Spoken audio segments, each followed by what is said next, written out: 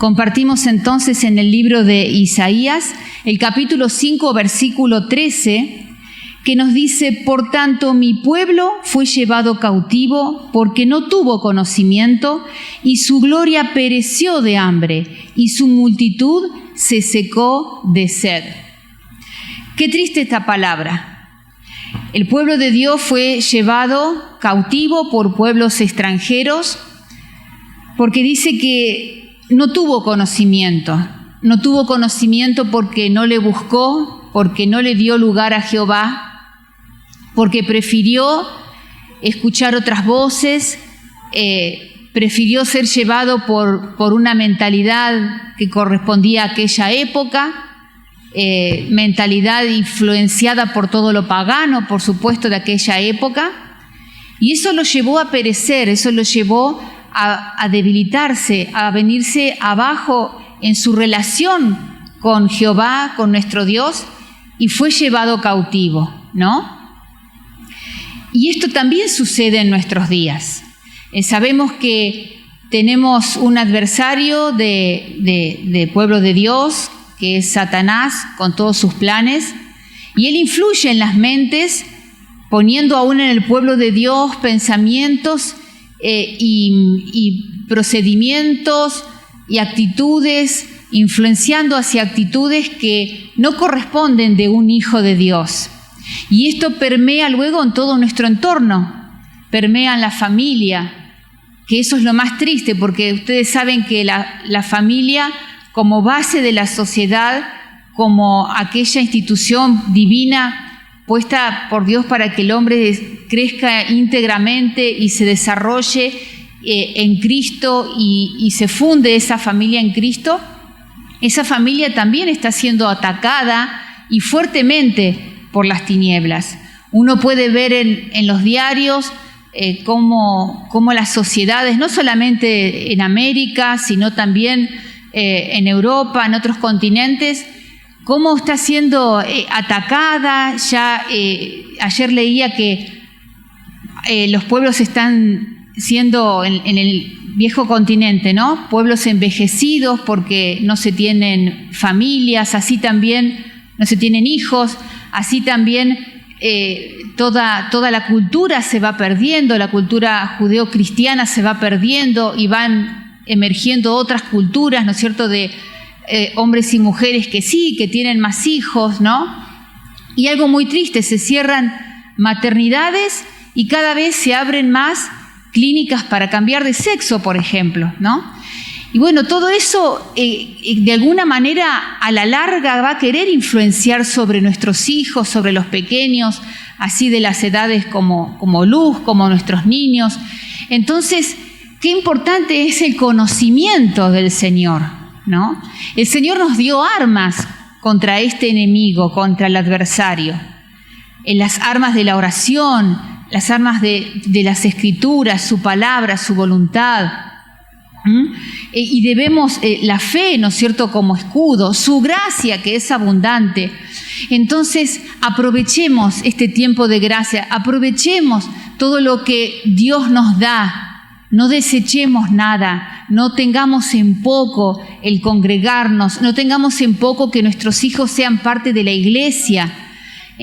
Muchas veces decimos, ay, pero parece que mi hijo viene a molestar. No viene a molestar, puede que esté molesto porque su edad así lo determina, porque son chiquitos, pero tengamos paciencia, busquemos estrategias para que ellos puedan estar entre el pueblo de Dios, puedan crecer también como iglesia, para que sean fuertes en medio de todas estas doctrinas y todo esto que cada vez avanza más. Y que podamos en sabia mansedumbre, en inteligencia y con respeto aún a nuestros hijos, siempre estemos instruyéndolos en la palabra y llevándolos a Cristo, a que tengan un encuentro con el Señor, a que valoren la vida en Cristo, a que desestimen todas las luces y todo aquello que brilla en el mundo, pero que sabemos que es hueco, que es vacío, que hay mucha algarabía, que hay mucha alegría, pero también abunda muchísimo la violencia, de la depresión, la ansiedad, los despropósitos, los sinsentidos en la vida, por eso tantas adicciones, por eso tantas enfermedades y tanta desesperanza y tanta soledad. Que nuestros hijos vean el valor de Cristo en sus vidas, pero eso debe salir ya desde nosotros como adultos, ¿no es cierto?, dando el ejemplo, dándole la fuerza, dándole el valor de lo que significa Cristo en la vida de una familia. Y lo quiero volver a leer nuevamente porque es bella la palabra. Por tanto, mi pueblo fue llevado cautivo porque no tuvo conocimiento, y su gloria pereció de hambre, y su multitud se secó de sed. Que eso no te pase, hermano. Dije bella la palabra no porque sea bella esta, porque es un versículo triste, pero es bella porque nos enseña, porque nos encamina, porque es luz en medio de las tinieblas que vivimos y que avanza, y que nos hace libres, para que podamos así construir en Cristo, como hablábamos del lema de este año, una familia fuerte, vigorosa, que no se doblega ante la tentación, que no se doblega ante el adversario, ni ante este mundo, y mucho menos ante lo que nuestra naturaleza nos quiere ir en contra, ¿no? Así que, hermanos, este año 2022, a estar firmes en el Señor, a buscar el conocimiento de Cristo. Ustedes verán que siempre en nuestra congregación alentamos a que se haga estudio de la palabra, grupos pequeños, y además de tener un propósito de que se integren más, el mayor propósito es que se instruyan en la palabra, pero no para conocer la Biblia como quien estudia historia para ser profesor y conoce historia. No, sino que se instruyan en la palabra para que la vivan, y para que sean familias fuertes, familias vigorosas en Cristo, que sean líderes de sí mismos. ¿Pero por qué? Porque su líder es Cristo, porque Cristo es quien gobierna su corazón y quien gobierna su familia y quien influencia sobre este mundo. Así que, hermanos, a un 2022 en victoria, que sé que lo tendremos. No faltarán dificultades. Muchos dicen, ay, qué lindo se fue el 2021, pero el 2022 traerá lo suyo, pero no importa. El que está con nosotros es más grande, es más fuerte que cualquier adversidad. Amén. Ese aplauso para el Señor, y recibimos así al pastor en esta mañana. Muy bien, gracias Susi, gracias a todos por acompañarnos en esta mañana especial,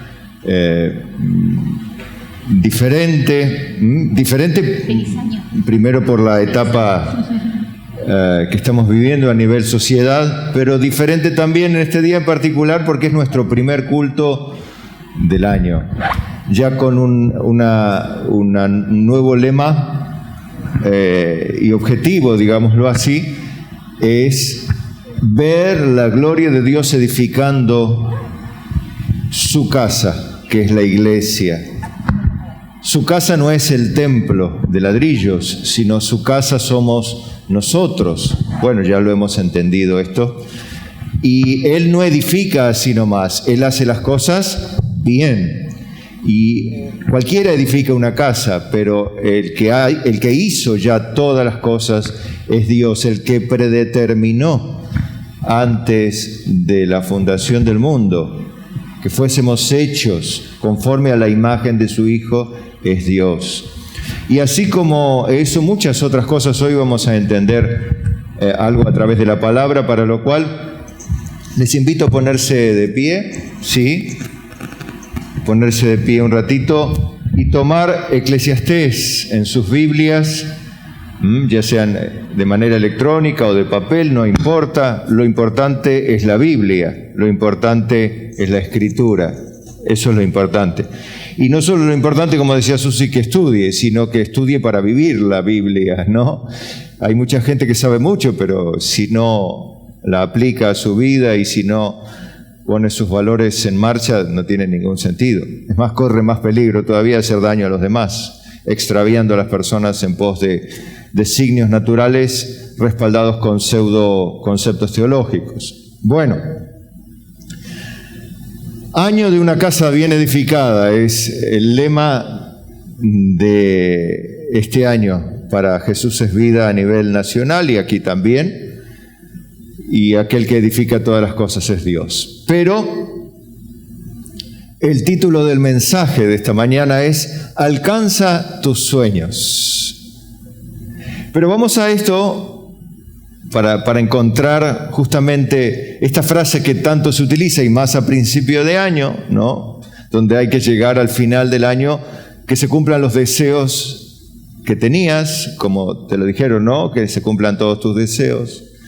Bueno, vamos a verlo con la Biblia. No vamos a hablar ni bien ni mal, vamos a dejar que Dios nos hable, porque a veces nos apresuramos a opinar, a tener una percepción particular, pero dejemos siempre que la luz de Dios ilumine nuestro camino y seamos sabios y escuchemos su palabra. No a Carlos, sino lo que Carlos dice, Pastor Carlos, trae hoy de parte de Dios a través de las Escrituras. Seamos en este sentido humildes. Y leamos Eclesiastés capítulo 5, verso 7, y después oramos un poquito, donde dice: donde abundan los sueños, también abundan las vanidades y las muchas palabras, mas tú teme a Dios. Amén. Vamos a orar.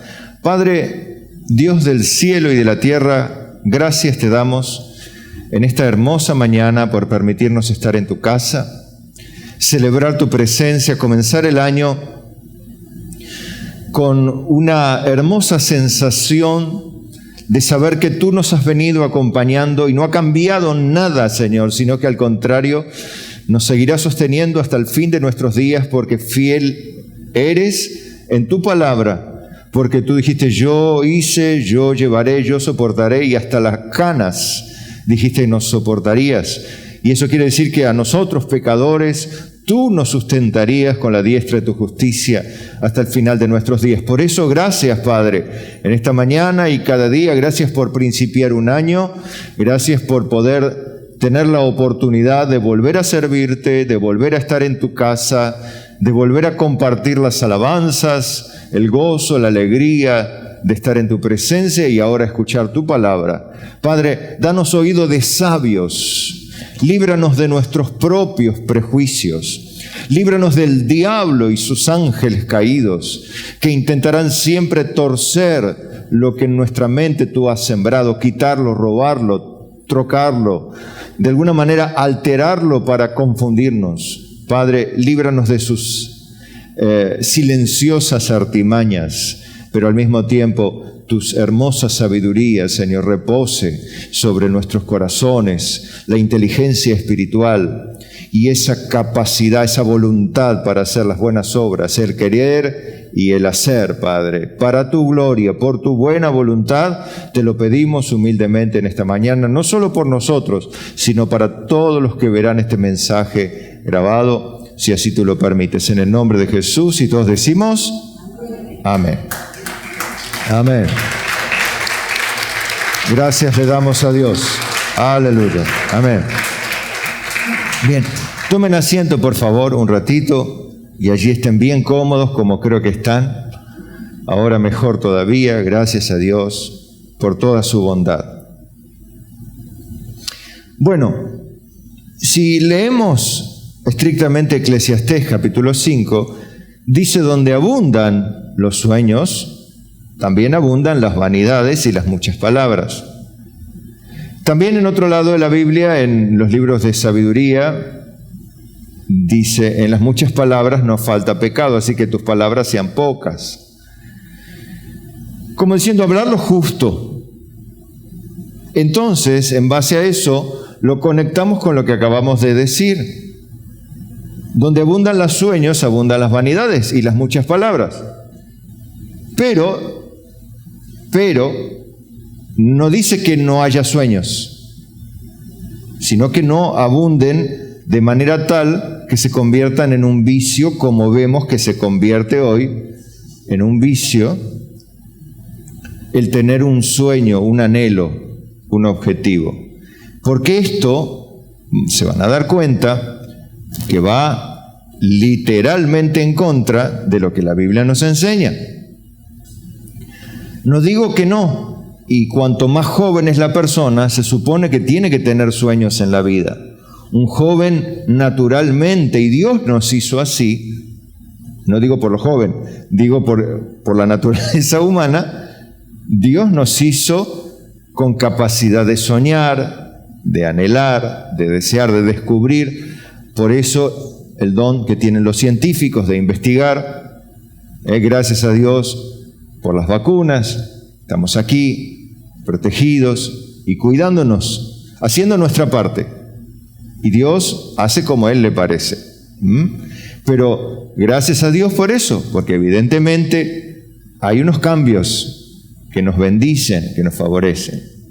Bueno, ¿por qué se descubre eso? Porque hay gente que tiene inquietud, quiere alcanzar un objetivo, quiere hacer un bien, quiere descubrir una medicina. Más allá, negocios aparte, multinacionales farmacéuticas aparte. El hecho de que haya gente llena de codicia, gente que se vende por dinero, científicos que se venden por dinero para hablar cosas que no son verdad.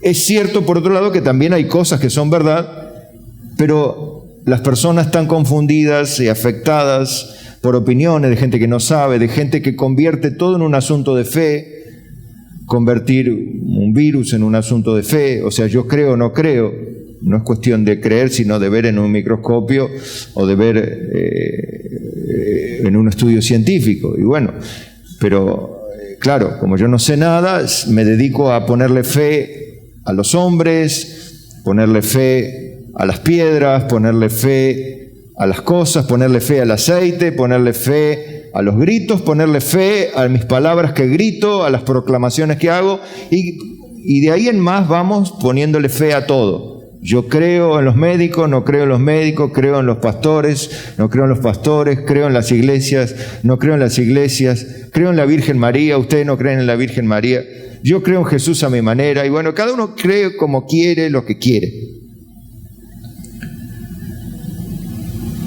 Pero la Biblia nos ayuda a enfocarnos. Y dice, donde abundan los sueños, abundan las cosas huecas. Sería importante entonces que haya sueños en los jóvenes para que luego ellos estudien y sean científicos y le hagan bien a muchos. Pero ellos sean jóvenes creyentes o científicos creyentes como los hubo, el mismo Newton. Por las 3 leyes de Newton vemos construir la física y bueno, hombres como el mismo Albert Einstein, que no era un creyente, pero terminó diciendo que evidentemente hay un Dios detrás de todo lo que él estaba estudiando a través de la física, y hizo declaraciones que a muchos no les pueden gustar, porque son ateos y quieren a toda costa sacar a Dios de la ecuación, pero Einstein y con tantos otros se daban cuenta que a Dios no se lo puede sacar de la ecuación. La misma medicina quiere sacar a Dios de la ecuación, pero se da cuenta que hay alguien detrás de toda esa maquinaria que es el cuerpo humano, que a pesar de ser un cuerpo bajo naturaleza pecaminosa, tiene la firma de Dios en todas sus células. Pues la información no procede del azar. La información kilométrica, como es la información de nuestro ADN, que si fuese alineada puede ir de acá a la luna. Esto es estirado, por decirlo así, la cadena de datos. Bueno, entonces cuando soñamos, mis amados hermanos, y más, y esto para los chicos, ¿no? Deberíamos ser prudentes a la hora de soñar. El mismo Jonás llegó a un punto en la vida, un punto límite, cuando, ¿recuerdan?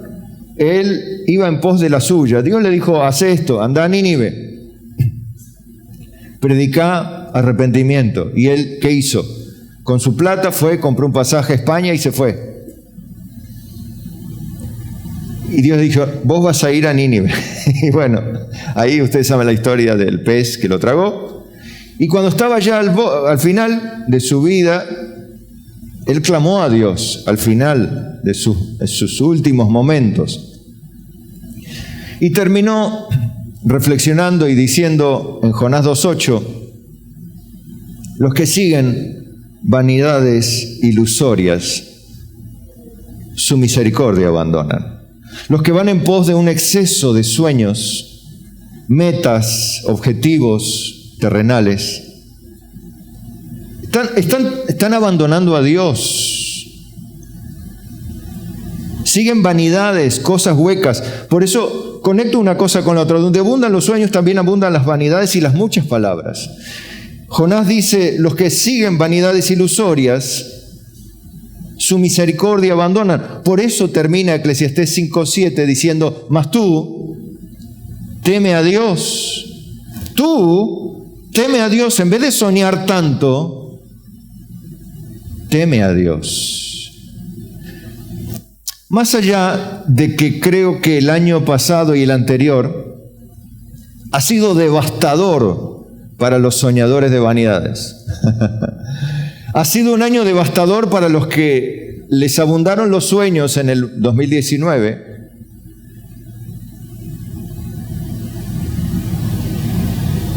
Y se les cayeron de golpe. Y no hubo forma de torcerlos. Todo lo que habían establecido y soñado y determinado que iban a alcanzar, no llegaron ni en último lugar. Si usted ve la imagen de la prédica de hoy, por supuesto, de una carrera de atletismo y de uno de los más grandes atletas de todos los tiempos. Que no hay quien le gane a ese hombre. Por Dios. No hay quien le gane. Por lejos le ganaba a todo el mundo. Así todo, algunos dirán, ¿cómo me gustaría ser como Bolt? ¿Cómo me gustaría correr como ese hombre?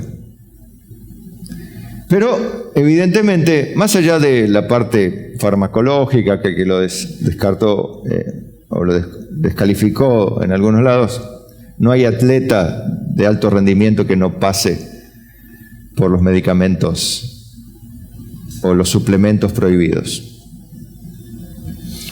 Pero más allá de eso, otra vez, eso es fruto de querer alcanzar una meta a toda costa, no importando los medios. Lo que importa es llegar primero.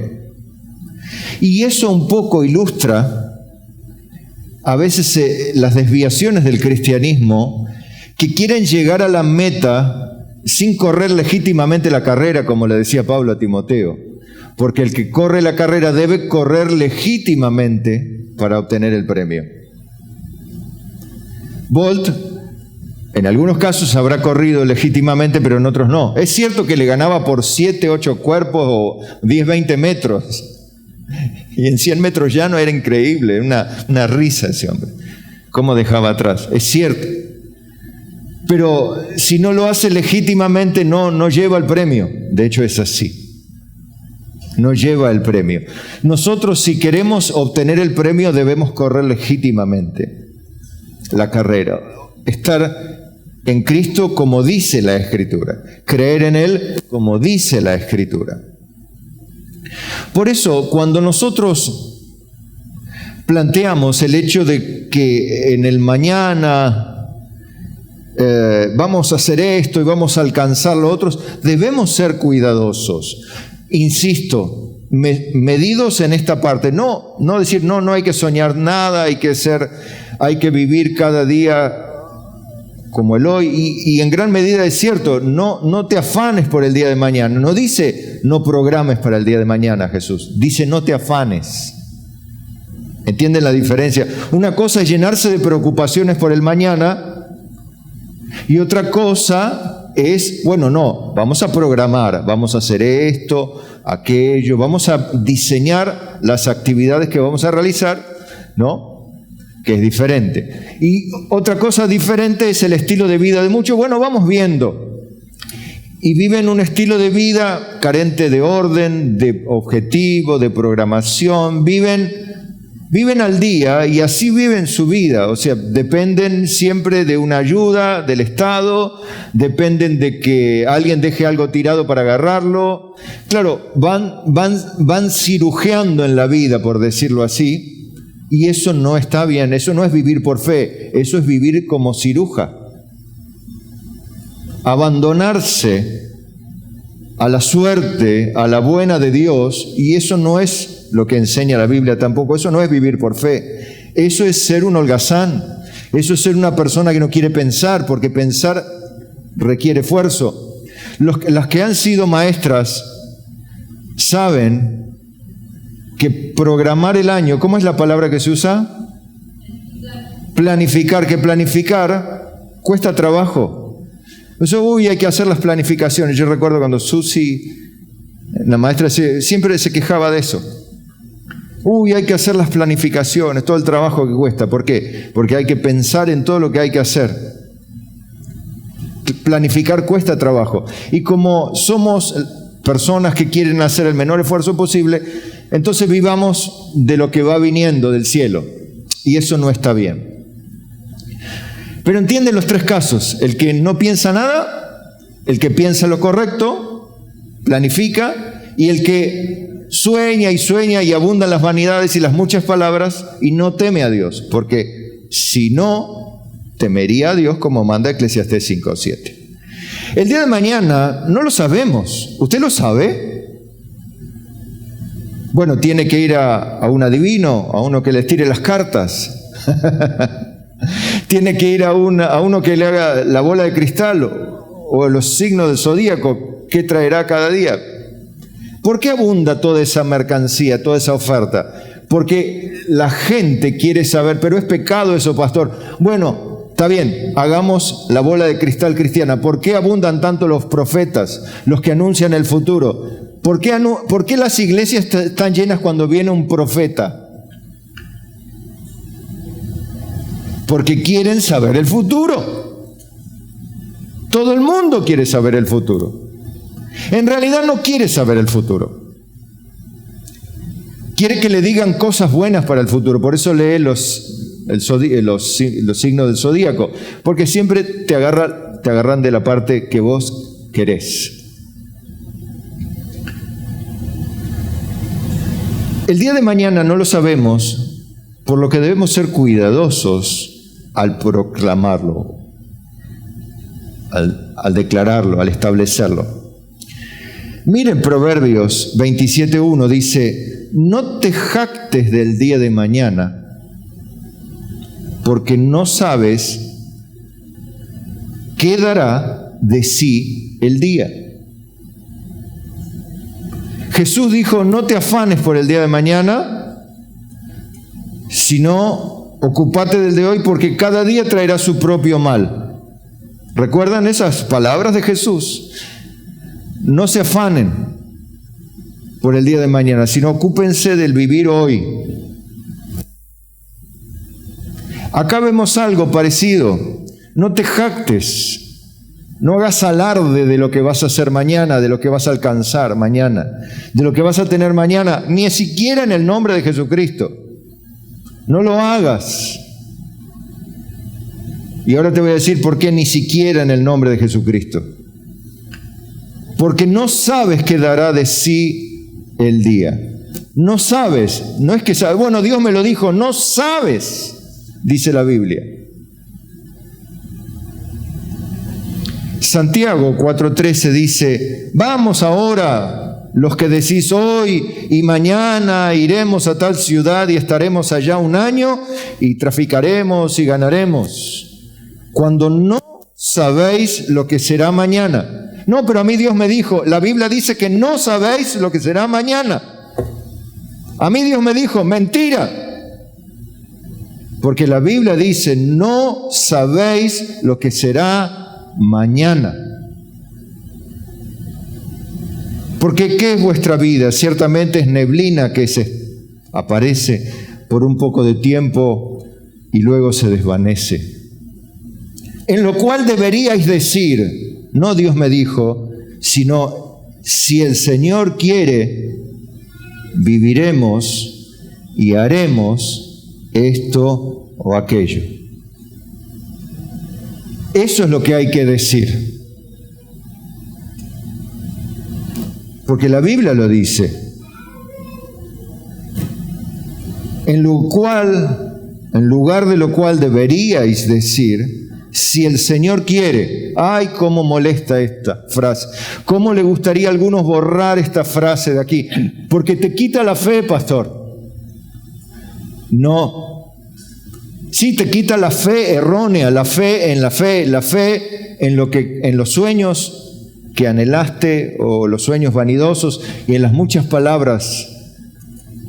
En vez de temer a Dios y decir, si Dios quiere, haremos esto y aquello, como manda Eclesiastés 5:7, temeremos a Dios y haremos esto y aquello si Dios quiere, si Dios lo permite. Eso es fe, porque la fe es en Dios, no en lo que yo soñé, ni establecí, ni declaré. Es lo que Dios, en su soberanía, quiere y permite, si es que Él ha puesto algo en mí, el querer y el hacer según su buena voluntad. Pero ahora os jactáis en vuestras soberbias, y toda jactancia semejante es mala. O sea, está conectando lo mismo que dice Proverbios 27:1. No te jactes del día de mañana, o sea, no hagas alarde.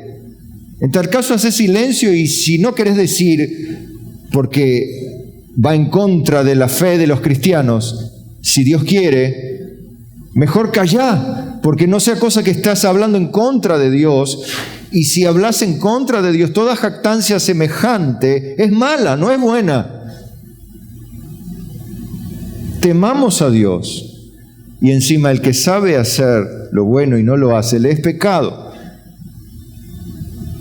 Más vale digamos o no digamos nada, y si no nos gusta decir, aunque la Biblia lo dice, si Dios quiere, mejor callar, temer a Dios y guardarlo y esperar en su misericordia.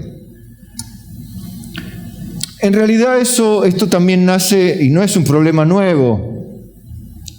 Fíjense que ya, y va mucho más atrás en el tiempo, pero traje una cita en la mitad de los tiempos, 700 años antes de Cristo. Vamos a 700 años antes de Cristo. Miren cómo Dios a través del profeta Isaías hablaba a Israel, su pueblo.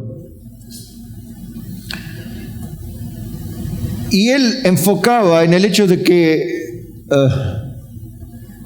el problema partía también de los líderes del pueblo, sean reyes, sacerdotes, ministros, hombres o escribas de aquel tiempo,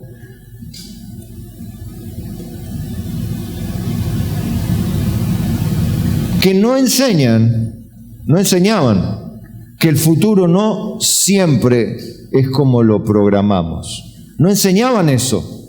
Ellos no enseñaban esto que dice Santiago, que decía en Proverbios, que el futuro no lo podemos manejar nosotros. El futuro no lo podemos manejar nosotros. Y los cristianos parece que obstinadamente van por ese lado, no sé por qué. No sé por qué se obstinan en vez de andar por fe confiando en la providencia divina, en la soberanía divina, en aquel que articula todas las cosas para nuestro bien, en aquel que es el mejor arquitecto que puede haber en el universo, en aquel que hace todas las cosas conforme al designio de su voluntad, aquel que tiene el poder para sustentar y a todas las cosas que existen, aquel que es el dueño de todo, aquel que tiene una inteligencia infinita. En vez de dejarlo pensar a él, ¿por qué se enfrascan los cristianos en tratar de diseñar el futuro a su propia vanidad, inteligencia y propia humana y perversa sabiduría? ¿Por qué? Por jactancia, por orgullo, por no querer humillarse y darle lugar a Dios, que sea Él el que determine nuestros días. El orgullo, porque la gente le gusta que le hablen del premio y las bendiciones que recibirán en el 2022. Pero no le gusta a nadie decir que en el 2022 tiene que trabajar, cumplir, someterse, ser humilde, respetarse, ayudar, hacer misericordia, cumplir con sus obligaciones. No. Todos reclaman derechos y milagros. Nadie espera recibir deberes y obligaciones. Eso pasa en todos los niveles. Y aún dentro de la iglesia, nosotros también, hermano. Seamos humildes, reconozcamos que queremos derechos, queremos promesas, queremos milagros. Y no decimos, Señor, no se haga como yo, sino como tú. Como dice el Padre Nuestro, hágase tu voluntad, como es en el cielo, así también en la tierra. Pero parece que no existe el Padre Nuestro en esa parte. Algunos quisieran cortarle el Padre Nuestro. Señor, hágase tu voluntad, como es en mi corazón, así también en el cielo, querríamos decir. Pero no es así el Padre Nuestro, hermano. No es así. Isaías 56:10 decía, sus atalayas son ciegos, todos ellos ignorantes. Mire qué agresivo que es el Señor, ¿no? Imagínese cómo se le inflaba acá, como se llama la vena a los atalayas. Todos ellos perros mudos, poca cosa le decía, no pueden ladrar, soñolientos, echados, aman el dormir. ¡Ay, Dios! Qué suave es Dios para hablar, ¿no? Y esos perros comilones son insaciables, les decía. Y los pastores mismos no saben entender. Estos pastores no son los mismos pastores de hoy, usted sabe. Los pastores del Antiguo Testamento se refieren al liderazgo en general, sea el liderazgo civil o el liderazgo religioso. Todo eso era denominado los pastores de Israel, el liderazgo civil y el liderazgo religioso. Hoy tenemos también un liderazgo, un presbiterio en la iglesia, pero por ejemplo, la parte civil no son los pastores, si quiere llamarlo en términos del Antiguo Testamento, bueno, la parte política serían los pastores de Argentina, digamos, pero Argentina no es el pueblo de Dios. El pueblo de Dios es hoy la iglesia de Cristo, no es Argentina, ni es Córdoba capital, ni Termas de Río Hondo. No es.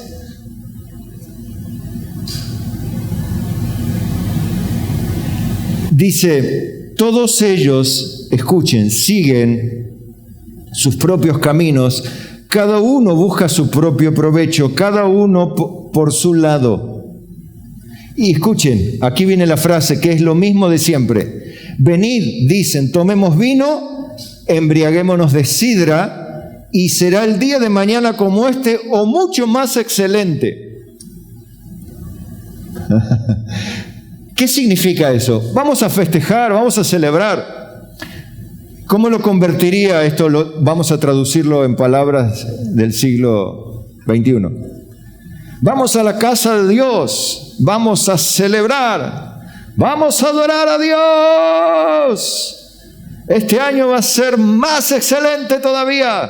Dios tiene grandes cosas para nosotros. ¡Gloria a Dios! ¡Amén! Y las multitudes saltan. ¿No? ¿Lo vieron? Es lo mismo. Es lo mismo. Es lo mismo. Claro, no tomamos sidra, no tomamos vino. Bueno, pero ¿cuál es el resultado? Que hace excelente el día. Porque uno cuando toma sidra y toma vino, el día es excelente. ¿Por qué? Porque los problemas se hacen chiquitos. Claro, y cuando vos estás lleno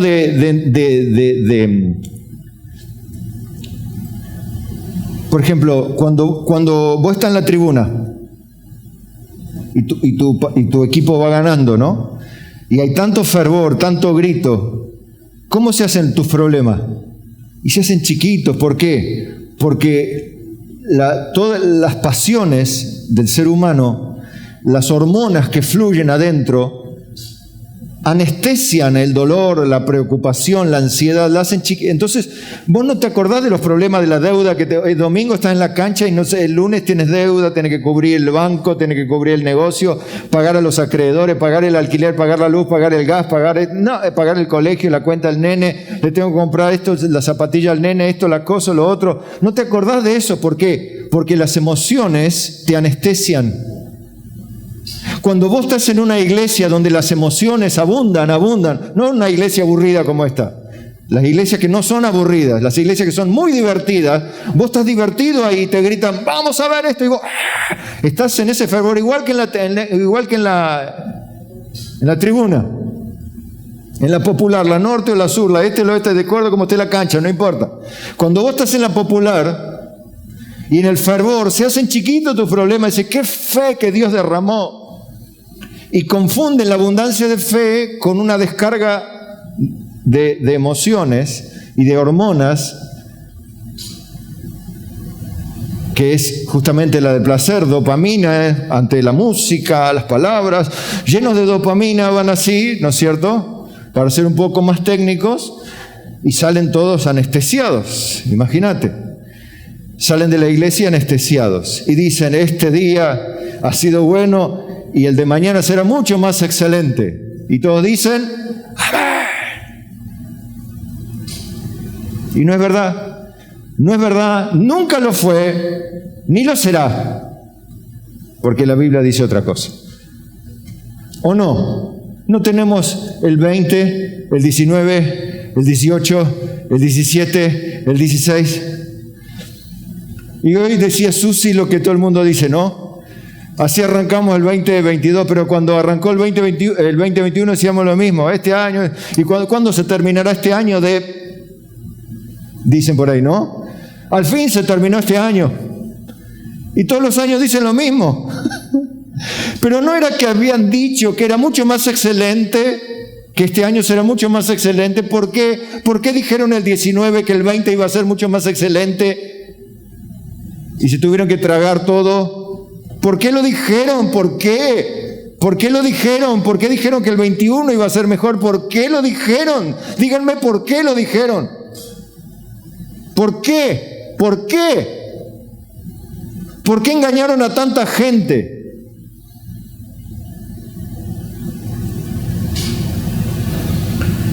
Que alguien me explique por qué lo dijeron.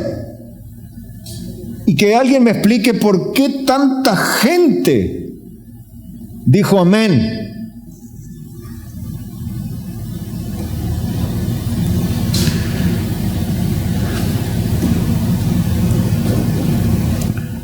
Pero permítanme encasillarme y volver a mis quicios. La actitud y la mirada correcta, ¿quiere conocerla? Con lo que tenemos, ¿sí? ¿Quiere lo que dice la Biblia? Sí, bien. 1 Timoteo 6:17. Recuerde que los ricos de este siglo, cuando se refiere a esta carta, se refiere a la gente que tiene lo suficiente para vivir. O sea, usted no muere de inanición cada día, usted no anda mendigando por las calles cada día, más allá de que todos a veces podemos pasar un momento de necesidad. De todas maneras, a los que tienen para comer y dormir y vestir, les dice a los ricos de este siglo, manda que no sean altivos, ni pongan la esperanza en las riquezas, las cuales son inciertas. Diga conmigo, son inciertas. A veces las personas ponen su confianza en el hecho de que tienen un templo, de que tienen una gran congregación, de que tienen un gran hombre de Dios, que tienen muchos contactos políticos, que tienen acuerdos acá y allá. No pongan la esperanza en las cosas materiales que sean inciertas, sino ¿en quién? En el Dios vivo. Y ahí está la parte que nos da todas las cosas en abundancia para que las disfrutemos. Yo diría, no es que voy a decir Dios dijo mal, voy a resumir o voy a poner entre paréntesis algo para eso que digo entre paréntesis. Dios lo explica después en el siguiente versículo. Sino en el Dios vivo que nos da todas las cosas en abundancia para que las disfrutemos. Paréntesis. No para que ocupen el lugar de Dios. Cierro paréntesis. Verso 18. Que hagan bien, que sean ricos en buenas obras, dadivosos, generosos, atesorando para sí buen fundamento para la porvenir, que echen mano de la vida eterna. Que echen fundamento. Está hablando de vida de piedad, de vida conformada a las Escrituras, que sean generosos, que hagan buenas obras, que atesoren para sí buen fundamento, o sea, que hagan que su vida se fundamente bien. Si son jóvenes, hoy fundamentense en la Escritura, jóvenes. Como decía Susi, cada vez viene un torrente más poderoso de perversidad en el mundo, donde con la idea, la supuesta idea y la falsa piedad de incluir, de tener en cuenta las minorías, lo único que hacen es corromper las mayorías para justificar sus horrendos pecados y tragar a la humanidad en una nube de pecado y maldad. Pero los cristianos deberían disfrutar de lo que tienen mientras, o siempre y cuando, antes teman a Dios, atesorando para sí buen fundamento, siendo generosos, haciendo buenas obras, echando mano de la vida eterna. ¿Qué es echar mano de la vida eterna? Quiere decir ganar la vida eterna. ¿Se puede ganar la vida eterna? La vida eterna no se gana, la vida eterna es un don. Echar mano de la vida eterna tiene que ver con echar mano de la vida de Cristo. La vida eterna es un don de Dios, no es un premio al correr rápido. La vida eterna no se gana, es don de Dios, no por obras, para que nadie se gloríe, es don de Dios. Entonces, es echar mano de la vida eterna, es echar mano de la vida de Cristo, de los nacidos de nuevo. Esa es nuestra manera de ver el futuro, mientras vamos disfrutando las cosas que abundantemente Dios nos da, siempre y cuando temamos a Dios. Ven que como en un balance correcto todo está bien como debe ser, pero tiene que tener su lugar. Y voy a pararme un poquito, esto por si a alguno le quedó alguna duda, para que vean mirando para atrás y yendo al tiempo, por ejemplo, de Isaías o al tiempo de Daniel,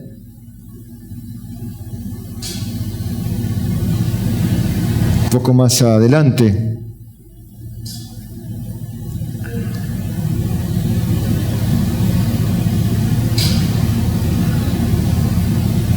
Y voy a leerle de corrido, ¿no? Rápido para no mostrarle cómo solo Dios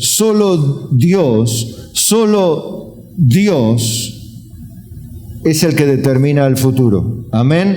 Solo Dios determina el futuro. Miren Isaías 44:6. Así dice Jehová, Rey de Israel y su Redentor, Jehová de los ejércitos: yo soy el primero y yo soy el postrero, y fuera de mí no hay Dios. ¿Y quién proclamará lo venidero? Lo declarará y lo pondrá en orden delante de mí como hago yo desde que establecí el pueblo antiguo. Anúncienles lo que viene y lo que está por venir. Como desafiando a Dios, ¿no? A ver, tiren algunas fichas ustedes que saben el futuro. Anuncien lo que está por venir. ¡Vamos!, dice Dios. Si no hay otro, dice, soy yo el que ordeno las cosas, el que proclamo lo venidero, lo pongo en orden delante de mí, o sea, lo pongo en orden delante de la misma presencia del Señor, como yo hago y como hice desde la antigüedad. Y le dice al pueblo: no temáis ni os amedrentéis. ¿No te lo hice oír desde la antigüedad y te lo dije? Luego vosotros sois mis testigos. No hay Dios sino yo. No hay fuerte, no conozco ninguno. Amén. No hay fuerte, no conozco ninguno, no hay otro Dios nadie que pueda anunciar y ordenar todas las cosas hacia el futuro. No hay nadie. Daniel 2:20. Dios es el que determina lo que ha de ocurrir. Mire, ¿se acuerda con Nabucodonosor? Nabucodonosor tuvo un sueño, se le olvidó y se volvió loco porque era un sueño terrible y llamó a todos los astrólogos y magos y como no le supieron decir, los iba a matar a todos, y entre ellos estaba Daniel, pero Daniel clamó a Dios y Dios le mostró al rey Nabucodonosor lo que soñó y lo que significaba el sueño, que tenía que ver con el futuro. Y Daniel habló y dijo: sea bendito el nombre del Dios de los siglos en los siglos, porque suyos son el poder y la sabiduría. Él muda los tiempos y las edades, quita reyes y pone reyes, da sabiduría a los sabios y la ciencia a los entendidos. Él revela lo profundo y lo escondido, conoce lo que está en tinieblas y con él mora la luz. Y después de hablar con el rey un poco, ¿no? El verso 29 dice: estando tú, oh rey, en tu cama, te vinieron pensamientos por saber lo que había de ser en lo porvenir, y el que revela los misterios te mostró lo que ha de ser. Le mostró al rey Nabucodonosor lo que había de ser, pero no porque el rey Nabucodonosor andaba buscando el rostro de Dios, sino que a Dios le plació usar al que él puso como rey para bajarlo después de un plumazo, como usted sabe, y volverlo a subir de otro plumazo, como usted sabe. Y Nabucodonosor saber todo lo que iba a venir después. Pero no para que Nabucodonosor ni Daniel sea grande como profeta, sino para que Dios sea reconocido como el único que determina el futuro. A veces se confunden los roles, ¿no? Porque dice, el profeta. No. Daniel dijo, no soy yo. Es Dios que revela los secretos, lo profundo y lo escondido. No soy yo más que nadie, dice. Es solamente Él, por su misericordia, te ha revelado, rey. Ni siquiera dijo, me reveló. Porque otra, a mí Dios me revela todo. No, dijo, no, Dios te ha revelado. Y se lo dijo a Daniel, pero Daniel no dijo, mirá que yo no tengo nada de esto, O sea, Dios te lo ha revelado a vos, rey, para que sepas lo que está por venir. ¿Vieron qué diferente la actitud de un profeta verdadero a de uno falso? Es notablemente diferente. Miren qué pasa con Isaías. Habla del rey Ciro. ¿Saben quién es el rey Ciro? Vino Nabucodonosor, padre, hijo, nieto. Después viene Ciro el persa, Darío. Bueno, y de ahí el reino medo-persa. 100 años antes, dice Isaías, de parte de Dios por medio de Isaías. Isaías 45:1. Así dice Jehová: has ungido a Ciro, al cual yo tomé por su mano derecha para sujetar naciones delante de él y desatar lomos de reyes. Está hablando de un rey que todavía no existe ni nació. Isaías. Hasta con nombre y todo. Dicen que cuando le mostraron la profecía de Isaías a Ciro, el rey, es ahí donde Ciro... Pero estos son dichos nada más, no es una opinión mía, son los escritos por ahí. Donde Ciro leyó las palabras del profeta Isaías es donde da la orden de liberar al pueblo de Israel para que vuelva a reconstruir todo el templo de Dios, ¿no? Así dice Jehová: has ungido a Ciro, al cual yo tomé por su mano derecha para sujetar naciones delante de él y desatar lomos de reyes, para abrir delante de él puertas y las puertas no se cerrarán. Verso 4, por amor de mi siervo Jacob y de Israel mi escogido, te llamé por tu nombre, te puse sobrenombre aunque no me conociste. Está refiriéndose a Ciro. Y yo soy Jehová y ninguno más hay, no hay Dios fuera de mí. Yo te enseñaré aunque tú no me conociste.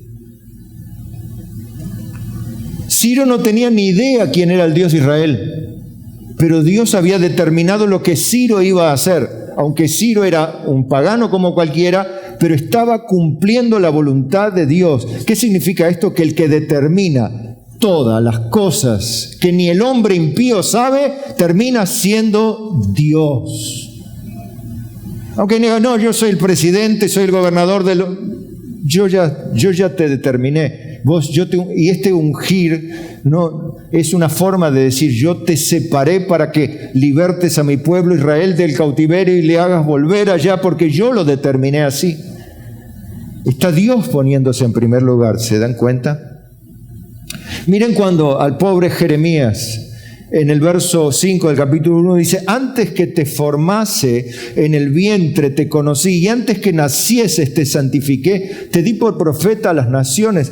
Jeremías no tenía ni idea, ni cuando era niño, ni cuando era joven, recién cuando era joven adulto, Dios lo llama a Jeremías, pero él no tenía ni idea de lo que iba a ser el triste y doloroso ministerio que iba a llevar adelante. Sin embargo, Dios le dice a Jeremías, yo ya te conocí desde el vientre de tu madre y ya desde ahí te aparté para que seas profeta de las naciones. Es Dios quien determina tu futuro por el amor de Cristo.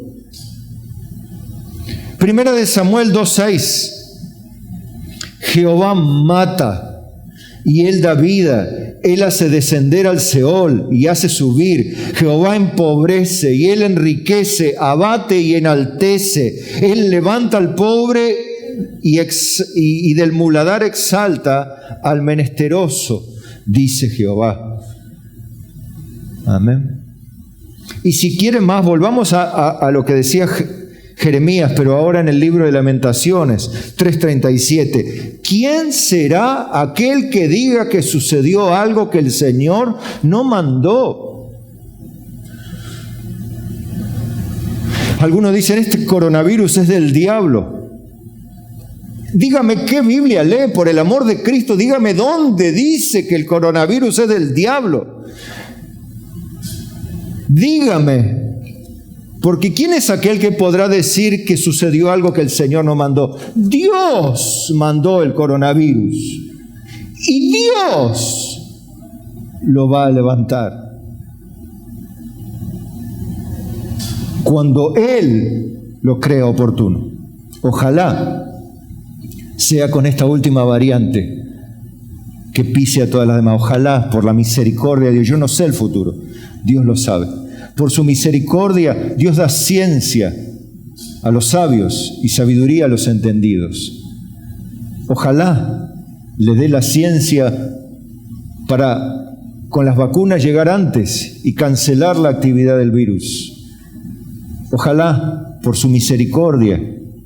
Pero, ¿quién es aquel que podrá decir que sucedió algo que Jehová no mandó? Dígame, por favor, ¿quién? Como diciendo, ¿quién es el engreído que puede determinar el futuro, que puede determinar el fin de la pandemia? Mire esto, de la boca de Jehová, del Altísimo, ¿no sale lo malo y lo bueno?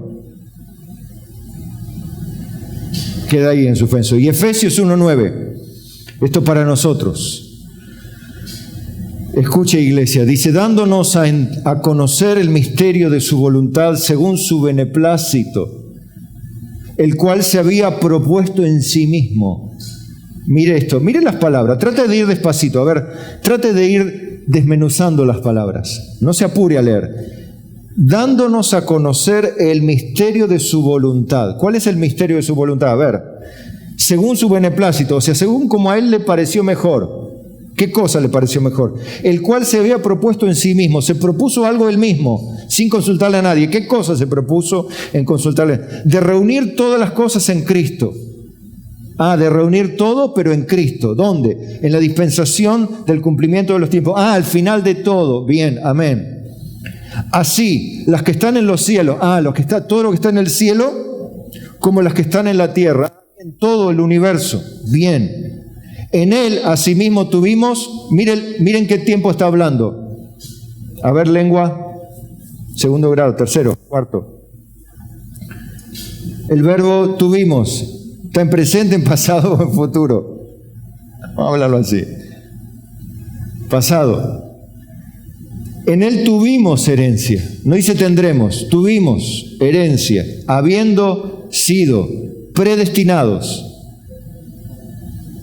conforme al propósito del que hace todas las cosas según el designio de su voluntad. ¿Qué te parece? ¿Qué te parece, mi amado hermano?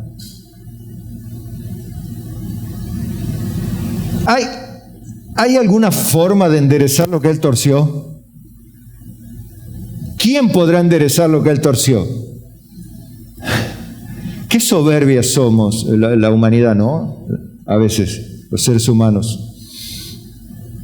En él, asimismo, tuvimos herencia, habiendo sido predestinados conforme al propósito del que hace todas las cosas según el designio de su voluntad. Todas las cosas según el designio de su voluntad.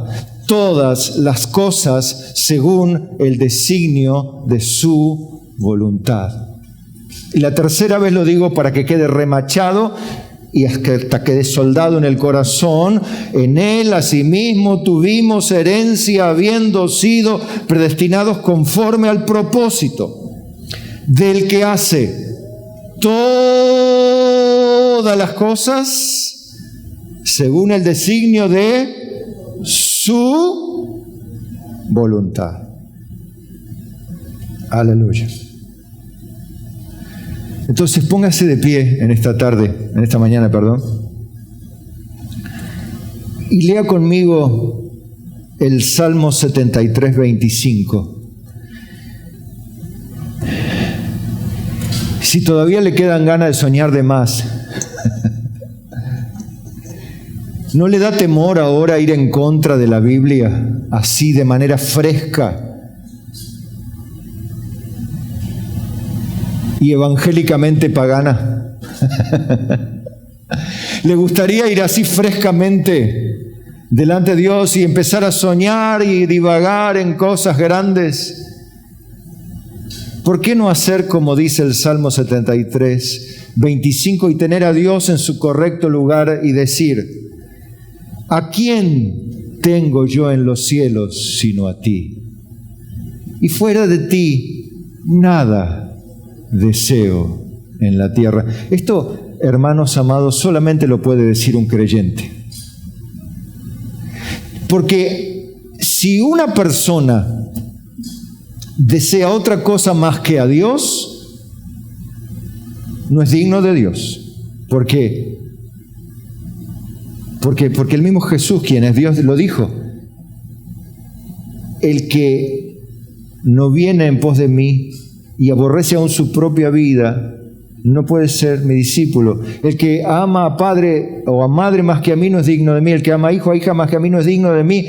El que aún ama su propia vida más que a mí no es digno de mí. El que no aborrece todo y viene en pos de mí, no puede ser mi discípulo. O sea, si hay alguien que no tiene a Dios como el mayor deseo en la tierra, olvídese de lo demás. Va a terminar en una iglesia divertida, no aburrida como esta. Usted sabe por qué lo digo. ¿A quién tengo yo en los cielos sino a ti? Y fuera de ti nada deseo en la tierra. Mi carne y mi corazón desfallecen, mas la roca de mi corazón y mi porción es Dios para siempre. Porque aquí los que se alejan de ti perecerán. Tú destruirás a todo aquel que de ti se aparta. Pero en cuanto a mí, escuche, miren esto que es tremenda esta frase, por eso la remarqué. En cuanto a mí, el acercarme a Dios es el bien. Fíjese la profundidad de esta frase. El acercarme a Dios es el bien. ¿Sabe qué, hermano? Y seguramente usted puede acompañarme en esta experiencia. Las veces que me sentí solo, que me sentí frustrado, que me sentí incapaz de poder alcanzar nada, ni fuerzas ni siquiera para orar. Le dije, Señor, por favor, ¿dónde voy a ir si no te tengo a ti? ¿Qué voy a hacer, Señor? ¿Qué voy a hacer? ¿Qué tengo que decidir? No sé qué hacer, Dios. Ayúdame, Dios, fortaléceme, Dios, fortalece a mis hijos, Dios, fortalece a mis hermanos, Dios. Por favor, te ruego, no tengo fuerzas ni para clamar, Señor. Y de repente viene a mí, no sé cómo, ni por qué, ni de qué manera, una fuerza que entiendo que es la fuerza de nuestro Dios, que nos dice, como que te está diciendo, yo soy el que te sustento, yo soy el que te guardo, yo soy el que te empujo, yo soy el que te uso, yo soy el que hago todas las cosas. Yo nunca sentí fuerzas, hermano, para cambiar el mundo. Yo no puedo cambiar el mundo. Yo sé que si hasta aquí llegué porque Dios me llevó a los empujones. Si hasta aquí vinimos es porque llegamos, porque Dios nos trajo a los santos, digámoslo así, santos y gloriosos empujones. Bendito sea Jehová, bendito sea el Señor, que no nos dio por presa los dientes de ellos, a los enemigos. Bendito sea Dios, que no nos entregó nunca al adversario. Bendito sea Dios, que aún en medio de la enfermedad, en medio de la necesidad, sea un resfrío, sea el coronavirus o sea el cáncer, en medio de la enfermedad, en medio de la adversidad, donde no había trabajo, donde no haya quien ayude, donde no haya, ahí es Dios quien sigue determinando el que hace hacer todas las cosas. Aleluya. Por tanto, el acercarme a Dios es el bien. Alábele si puede.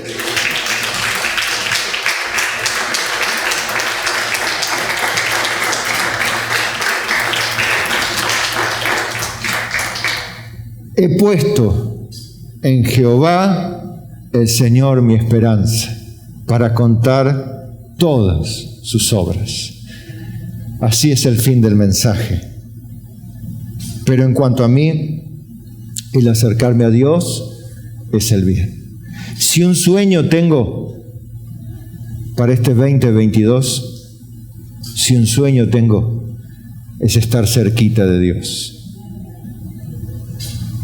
Yo determino en mí mismo, humanamente hablando, ¿no? Poner de mí toda mi buena voluntad, lo que tenga, para servirle más y mejor, para ser la persona que agrada a Dios. Pero sé que sin Él nada puedo hacer.